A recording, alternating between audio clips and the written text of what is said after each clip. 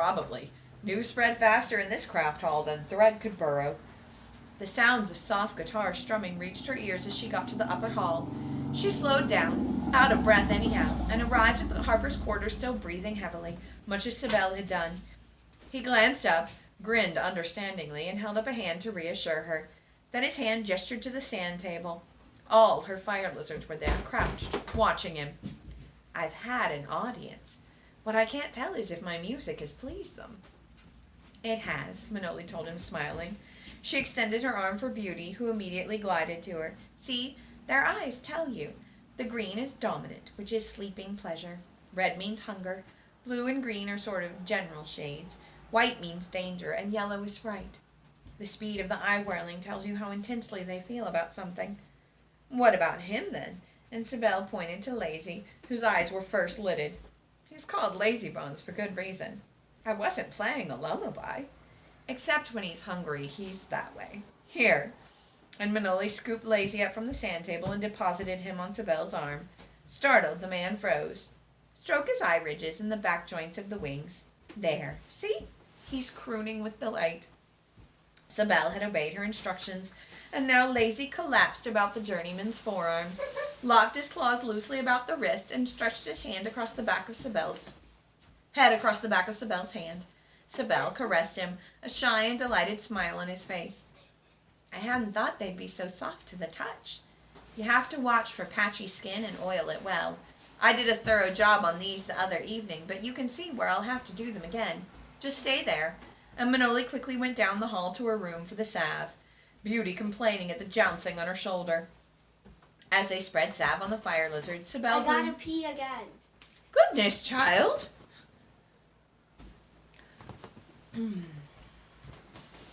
As they spread salve on the fire lizard, Sibel grew more confident of his handling of the creatures. He wore a half smile, as if surprised to find himself at such a task. Do all fire lizards sing? He asked, oiling Brownie. I don't really know. I suppose mine learned simply because I used to sing to them in the cave. Manoli smiled to herself, remembering the fire lizards perched attentively on the ledges about the cave, their little heads turning from side to side to catch the sounds of music. Any audience being better than none? Asked Sibel. Did anyone think to tell you that Lord Grohy's little queen has recently started to sing along with the whole Harper? Oh, no. If Grohy could carry a tune, Sibel went on, enjoying her dismay, it'd be understandable. Don't worry about it, Manoli. I heard also that Grohy's delighted. Then Sibel's expression altered subtly. I'll bet Lord Grohy wasn't so happy about last night, was he? She hesitated, then blurted out. Do you think Kent and Fnor will live? They have much to live for, Manoli. Brecky needs them to stay alive. She's lost her queen already. She'll make them live. We'll know more when the Harper returns. Kammo entered the room carrying a... Wait, who's Brecky again? Brecky was the woman who lost her queen, and they tried to have her re-impress at the hatching at Bend and Weir, but she didn't re-impress, but the fire lizard helped wake her up. Right. Kammo entered the room carrying a heavily laden tray. His thick-featured face changed from ludicrous anxiety to beams of joy as he saw first the fire lizards and then Manoli. Pretty one's hungry? Kammo has food. And Manoli saw 2 huge pans of meat and pieces among the other dishes on the tray. Thank you for feeding the pretties this morning, Kammo. Kammo, very quiet. Very quiet. The man bobbed at Manoli in such a fashion that the pitcher of cloth splashed. Sibel deftly relieved him of the tray and set it on the sand table centerboard. You're a good man, Kammo, the journeyman said, but go to the kitchen now. You must help Abuna. She needs you. Pretty one's hungry? The disappointment was writ large on Kammo's face. No, not now, Kammo, Manoli said gently, smiling up at him. See, they're asleep.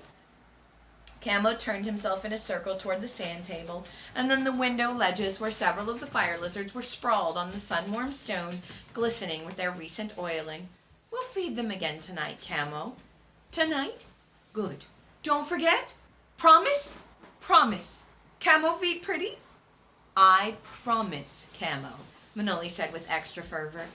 The wistful, piteous way in which the poor man asked her to promise suggested that too many promises made to Kammo were conveniently forgotten.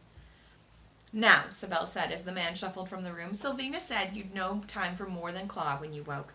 If I remember Shonager's lessons, you'll be starved.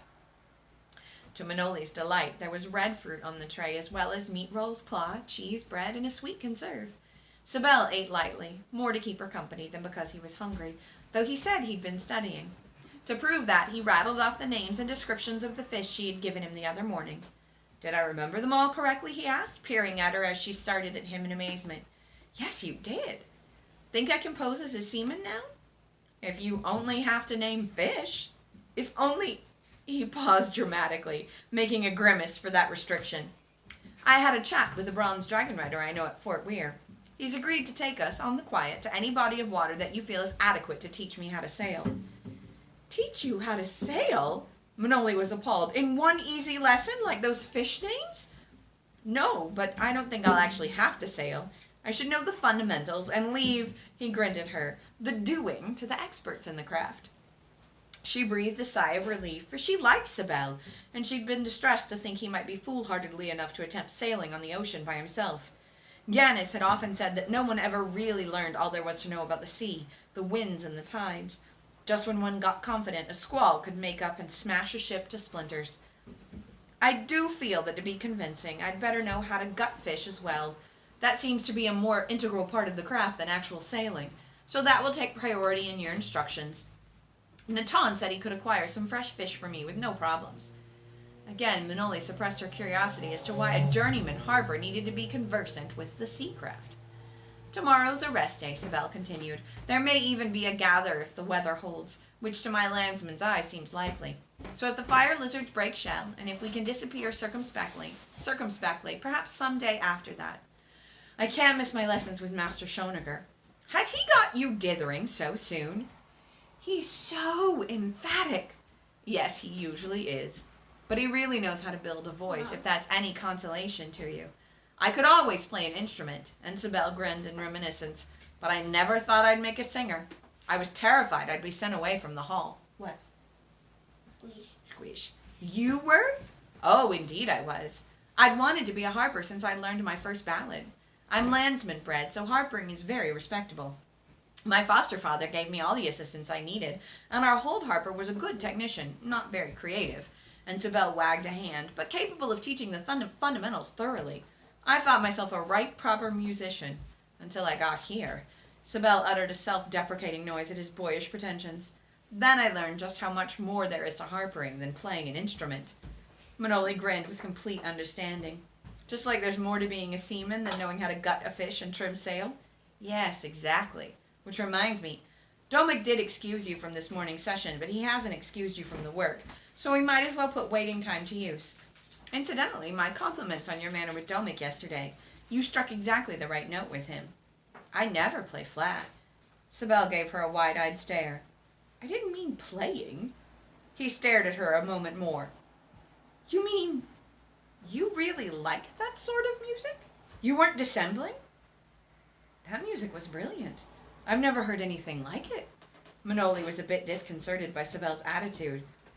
Oh, I guess it would seem so to you.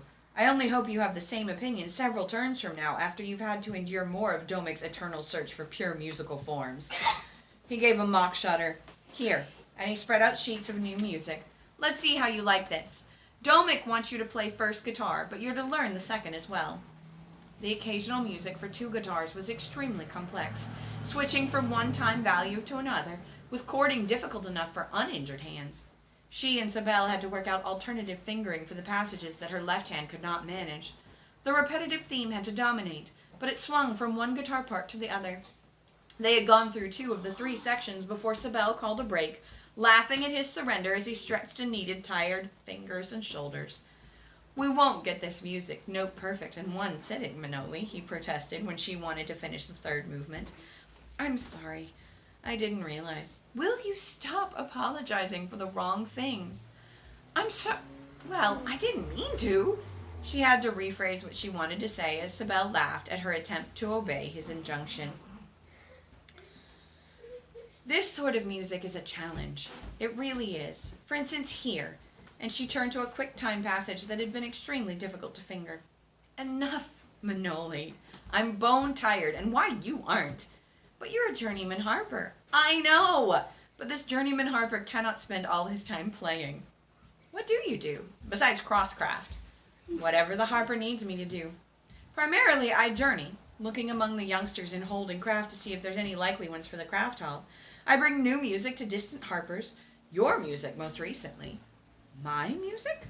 First, to flush you out because we didn't know you were a girl. Second, because they were exactly the songs we need. That's what Master Robinson said. Don't sound so surprised. And meek.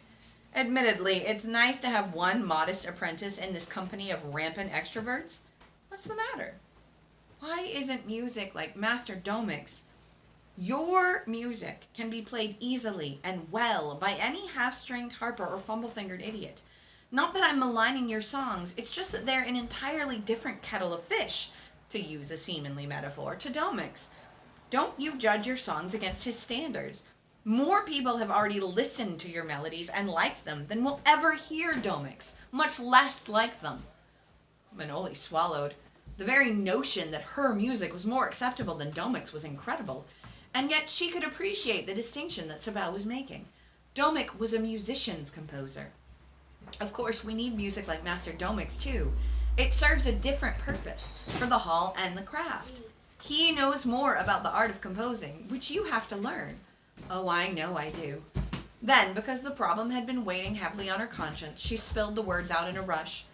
What do I do, Sibel, about the Fire Lizard song? Master Robinson rewrote it, and it's much, much better, but he's told everyone that I wrote it.